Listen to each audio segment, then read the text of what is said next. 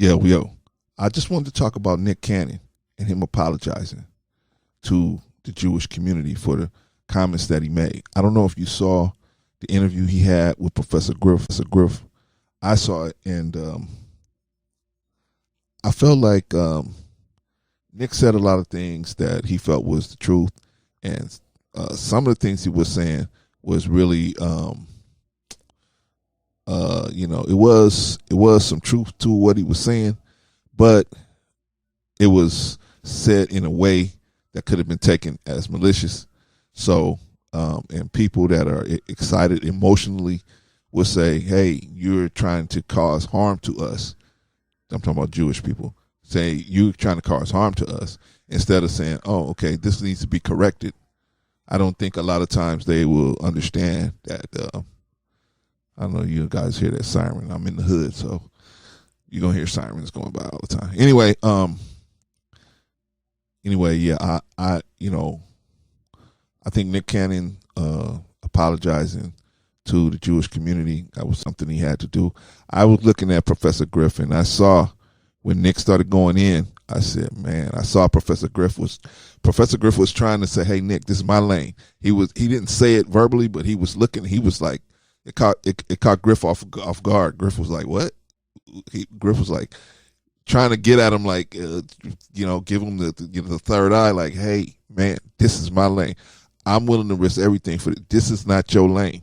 You do what you got to do, because you attacking it from that angle. I'm attacking it from this angle. But Griff was all saying this through facial expressions. And you know what I mean? Griff was like, what are you doing, Nick? What's going on? You know what I mean? So Griff tried to talk him down.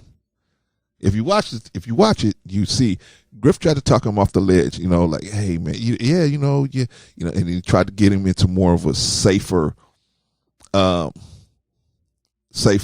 conversation for him. Because see, Griff been on it, and so Griff is like, hey, I don't care if I'm misunderstood or they take me out of context or whatever. I've been living like this. I'm good. But he was like, he didn't want that for Nick. Griff house been firebombed, and Griff been through all kind of stuff. So Griff didn't want that for Nick. Griff was like, hey, this is my lane. I was willing to go through all this. So, but he couldn't. But Griff, man, he felt bad because I could see it. He couldn't stop Nick. Nick was just on it, like he was on one that day. I don't know what happened. He felt like he had to go in, and so he did. And he unfortunately put himself in a position where he had to publicly apologize for making some of the statements that he made. And that's sad, because sometimes, if you say things that are true, but people can organize it and represent it in a way where you're being threatening violence, then that's what they would do, just to get you from not mentioning things like that. Unfortunately, and I feel that's what happened to Nick Cannon. I don't feel like, just like he could say a bunch of things about Jewish people, but if it's true, it's true. Just like if you can say a bunch of stuff about black people, that's not all that pleasant. But if it's true, it's true. What are we gonna do? I mean, you know what I mean? If it's true, it's true. So what we want to do is, if you're a white person and you tell me there's half of the prison population is black, do I have to go make you apologize for that when it's the truth? I have to go say, okay, we're gonna go on a campaign to make you apologize for saying something that's true, just because you said it in a way I didn't like the way you said it. Anyway, I just don't understand, because a lot of the Jewish people own a lot of these media companies, or have high stakes in the stock in the company, and so I don't understand. I don't understand. Sometimes, I see that. Well, let me put it like this: I can understand Jewish people saying, "Hey, they got their finger on the trigger based on what happened to them in Germany." I can understand that, but what I don't understand is if you could take the time to context what's being said and how it's being said, you could respond in a way like this. Hey, Nick, we didn't like the way you said that. That was not proper, the way you said that. Even though what you said may have been true, the way you came about it, it kind of had a confrontational type of feel to it. We don't want our children to think that we're gonna let people confront us physically like that. So that's why we had to take a stance with you. But they could have did that intelligently instead of just saying, we're gonna dead you. We just deading you right here. Boom. Now they dead Nick Cannon. They deaded him. Now, but a lot of these Jewish people and Jewish families own these record labels. Not only the Jewish people, but the Gentile too. Gentile Caucasian people. They own a lot of these record labels that put out a lot of this black music.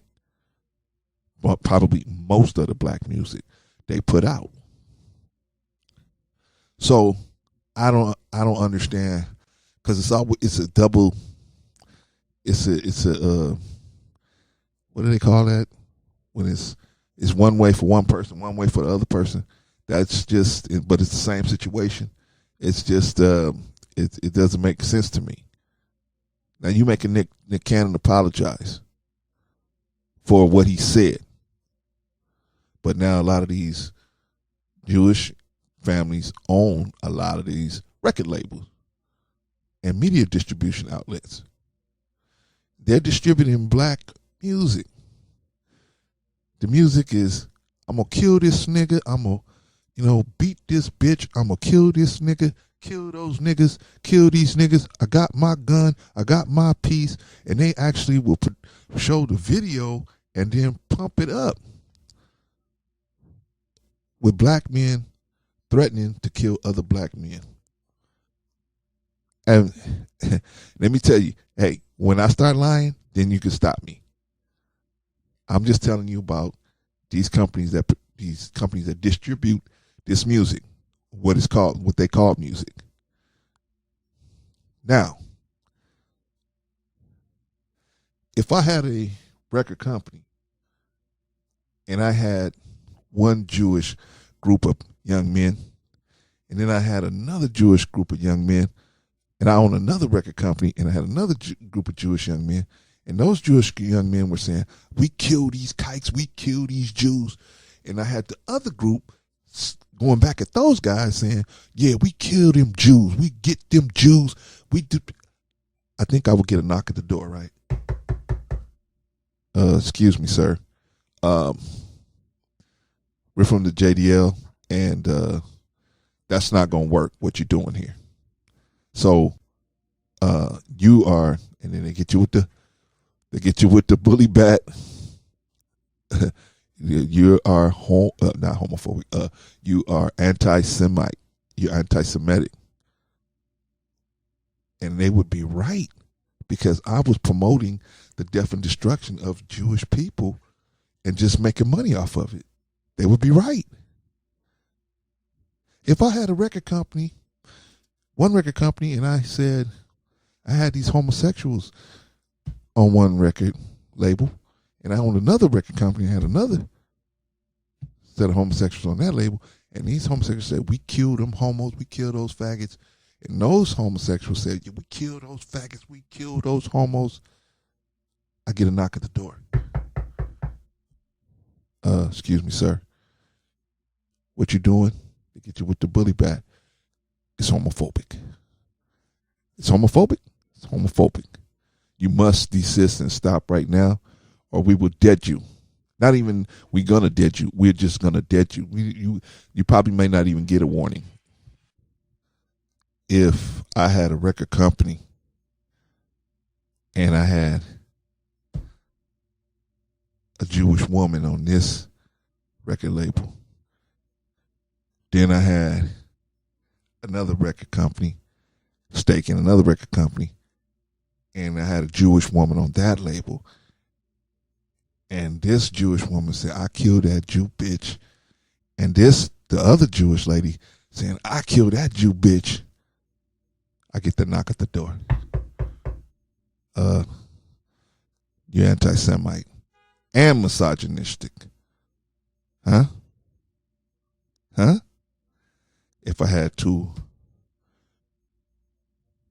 a record label and I had a handicapped person saying, I kill those cripples, and then another record label saying, with another handicapped person saying, I kill those cripples, I kill those cripples, I get a knock at the door. Hey, you can't do that. You anti-challenged. Right? If I had two Anglos and one Anglo young man saying, I kill these crackers. The other Anglo man saying, I kill them crackers. And they was going at it on video, online. And I'm getting millions of views and I'm making millions of dollars off of these people. I get a knock at the door.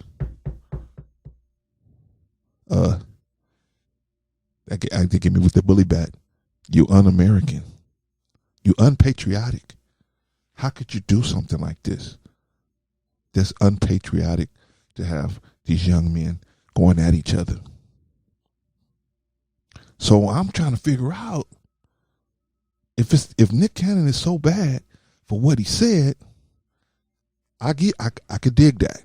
I mean, they got their opinion. I could dig that. They're supposed to be able to say, hey, this is wrong. I don't like this or whatever. And we're supposed to be able to sit down and discuss it. That's the way I feel. But how come we ain't sitting down discussing how they are promoting death and destruction to our people? How come we ain't sitting down discussing that? See, I remember there was a lady back in the day. We all hated this lady because she was saying Tupac, by the time he got to death row, was just on one. And she was saying, man, this music is not good for our girls. It's not good for our people. But at the time, we was behind Tupac. Tupac was Cynthia Tucker, C. Dolores Tucker. He was going at her. He was going back and forth at her. And he had us all behind him saying, nah, this is the way, this is what the people want to hear. This is the street. This is the music of the street. It's what the people want to hear. But you know what? She was right. She was right. She tried to tell us way back in the 90s, she tried to tell us, man, this music was going to drive your people into the gutter. And it did.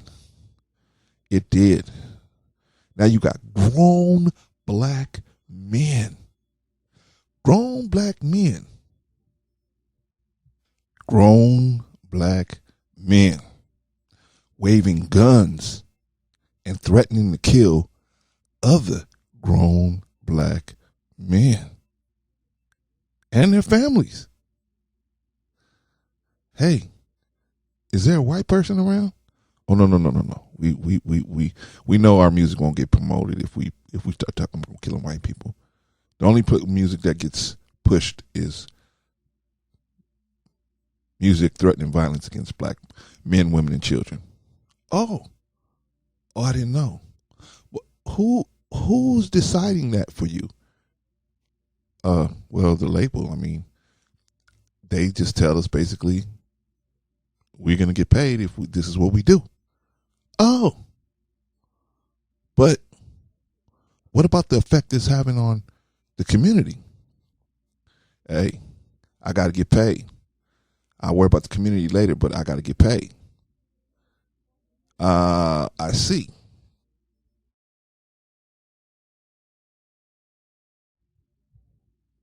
But what is the community supposed to do in between time, trying to navigate through all these bullets? That's their problem. Thank you, Mr. Artist. I appreciate that. Yeah, C. Dolores Tucker. I remember her well. I remember because we hated her. Those of us that was rolling with Tupac at the time, we hated her. We really didn't appreciate the way she was trying to shut that down. But ultimately, she was right. She saw the handwriting on the wall. She tried to tell us. But our love for Tupac had us blind.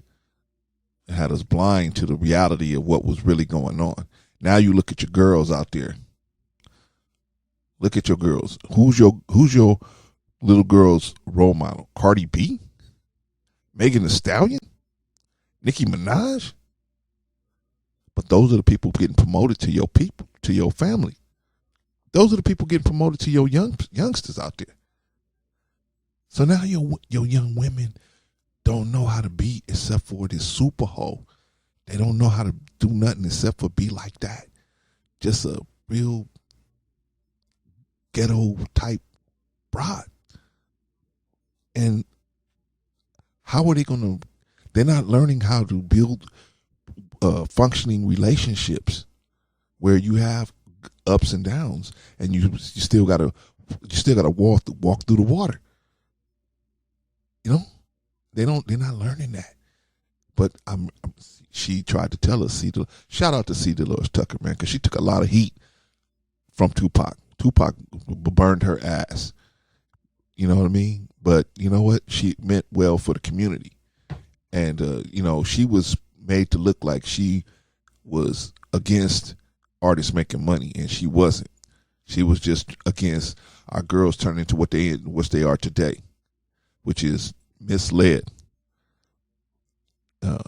Just misled and thinking that being a super hoe is just that's where you should be. That's what we as men want, and the real men don't want that. Real men want a woman that knows how to be a woman when it's time to be a woman, and knows how to be a CEO when it's time to be a CEO, and knows how to be, purr like a kitten when it's time to purr like a kitten. You know what I mean? We want somebody that knows how to do that. But we don't want somebody that's just going to be a constant headache. I don't see how anybody could put up in a relationship with somebody like those young ladies I mentioned. I mean, I would pull my hair out if I had to deal with somebody like that. Just ridiculous. Well, I wouldn't pull my hair out because I would never deal with somebody like that. I would never put myself in a position where I don't care how much money they had or how beautiful they were or whatever. I just wouldn't do it. But that's me. I'm a different kind of bird. Anyway, let's get back to Nick Cannon apologizing. And we're stuck. So if I had all these record labels with all these people doing all these different things, they would come to contact me, right? They would have some advocacy group contact me and say, this is not correct. You must change this. But we don't do that. We don't do that because we are so crazy. We don't go and approach these record distribution people and say, you're teaching our children how to destroy themselves. You are making money off of it. You're making money off of it. With the whole thing with the, Vlad and the minister Farrakhan, I really have, and I used to watch Vlad a lot. I don't really get down with Vlad anymore not because I don't like the guy or anything like that. It's the principle of the thing. Hey, if you guys expect Nick to apologize for things that he said that you feel that he took out of context, then how come you can't apologize to the minister when you take something he said out of context? See, it's a principle of the thing. It's the principle. And there's another thing about Vlad I don't like. I don't like how he exacerbates these little exacerbates the hate between certain people, or he tries to get people on his team to hate another person. For example, he's been after this dude Takashi 6ix9ine. He's been on this dude, but in my opinion, he's going to get that guy killed. He's trying to get him killed. Low key, that's what he's trying to do. He's trying to get the guy killed because the guy he's a kid. He doesn't know what he's doing. He cooked up with the 9 Trey blood. He don't know what he's doing. This guy don't know he don't know the implications of that. He just said, hey, these guys are rolling with me, just like Tupac. Hey, these are Death Row's the one that came and got me out of jail. I'm rolling with Death Row. He did the same thing. Hey, the 9 Treys came and got me. They rolling with me. They got my back. I got their back. But it's easy to get people back until you get that knock at the door. This is the DEA. The Alphabet Boys come get you. The DEA, FBI, ATF. The Alphabet Boys come and get you. IRS. The Alphabet Boys come and get you. That's when the gut checks come. Anyway, I would hate to see the young man get killed because some people like Vlad and other platforms like that just exacerbating those type of bad decisions that this young man made, and then trying to put him in a position where, you know, a zealot is gonna kill him. That blood is gonna be on your hands, Vlad. That you keep pushing that blood is gonna be on your hands. Remember that. When that boy's mother has to put him in a coffin, it's gonna probably be because of you keep pushing this stuff, pushing this narrative out there that he needs to be dealt with in the street. Even though you're not a street dude, you're trying to promote that. That's not right. But anyway, that's something I should tell him to his face.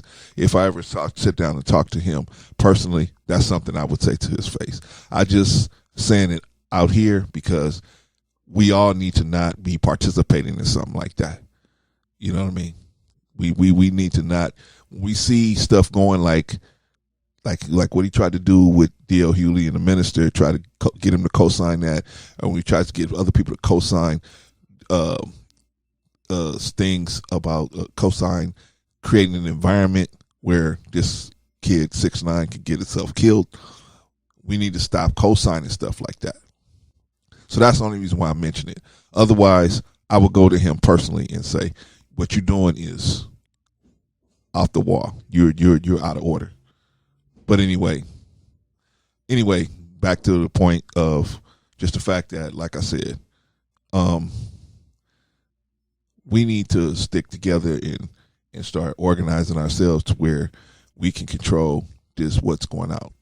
We got all of these videos and all of this media going out that promotes the death and destruction of black people. We got grown black men calling black women bitches and hoes. Grown black men. And you know what one of these niggas will have the nerve to do? They'll have a nerve to have a Black Lives Matter shirt on one day. Really?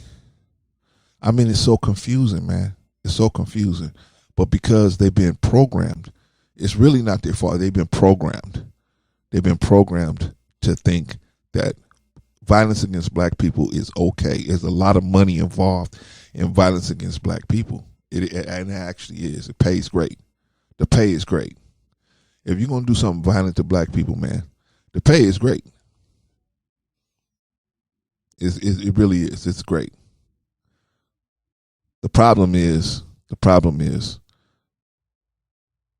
what happens when the karma returns to you or your family, or there's somebody that's, you out here saying bitches ain't shit but hoes and tricks. And then some dude, your daughter comes up, she's 18, 19, 20 years old. And now there's a dude out there saying your daughter ain't nothing but a hoe and a trick. I think many of these guys will look at it differently once their daughter is in the framework of the situation. I understand, most of them did this stuff to get the money. I get that. I get it. They were ignorant of the fact of the lasting effects. But like Kam said, West Coast Kam said, we black men, we got to step up and apologize for allowing that to take place and we got to start correcting it. We got to start making some corrections. We got to do an atonement for that and mean it and move on, because we letting other people make money off of us. And you know, they couldn't do it unless we cooperate.